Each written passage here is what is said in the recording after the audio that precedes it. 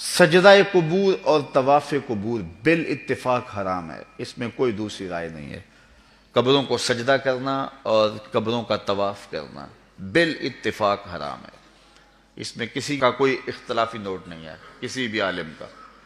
اور تیسری چیز فرمایا کہ بوسہ قبور اس میں اختلاف ہے، مختلف ہی ہے، لیکن احوط یہ ہے، احتیاط اسی میں ہے کہ نہ دیا جائے۔ یعنی قبروں کے بوسے کے بارے میں کچھ علماء قائل ہیں، کچھ علماء نہیں قائل، لیکن اعلیٰ حضرت فرماتے ہیں کہ دور موجود میں یہ ہے کہ احتیاط اسی میں ہے کہ بوسہ قبور نہ دیا جائے، لیکن فرمایا کہ اس کے باوجود بھی کچھ لوگوں کی خاص کیفیت ہوتی ہے، تو وہ مناسب حال ہوتا ہے تو فتویٰ اس حال کے مطابق ہوگا۔ اور اس کی دلیل جنہوں نے قبروں کو چومنے کی دلیل لی ہے، انہوں نے حضرت ابو ایوب انصاری اور حضرت بلال بن رباح رضی اللہ تعالیٰ عنہ کا عمل لیا ہے۔ حضرت ابو ایوب انصاری حضور کے روضے پہ، حضور کی قبر پہ ایسے بازو پھیلا کے جو ہے وہ بوسے کر رہے تھے کہ مروان آیا تو اس نے دیکھا اور اس نے پوچھا کون ہے، اور اس کے لہجے میں کڑک تھی اور انداز یہ تھا کہ یہ کیا کر رہے ہو؟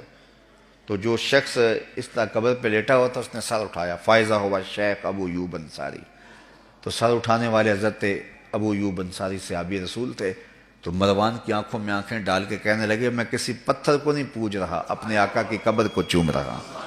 تو یہ دلیل انہوں نے لی ہے، لیکن یہ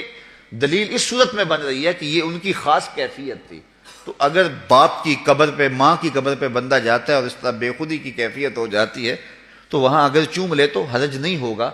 لیکن عمومی طور پہ اعلیٰ حضرت نے جو موقف دیا ہے کہ وہ مزارات پہ جائیں تو احوط یہ ہے کہ بوسہ نہ دیا جائے، کیونکہ بوسہ دینے کے لیے آپ کو نیچے جھکنا پڑے گا، اور آپ بوسہ دے رہے ہوں گے تو کسی کو یہ گمان ہو سکتا ہے کہ یہ سجدہ کر رہا ہے،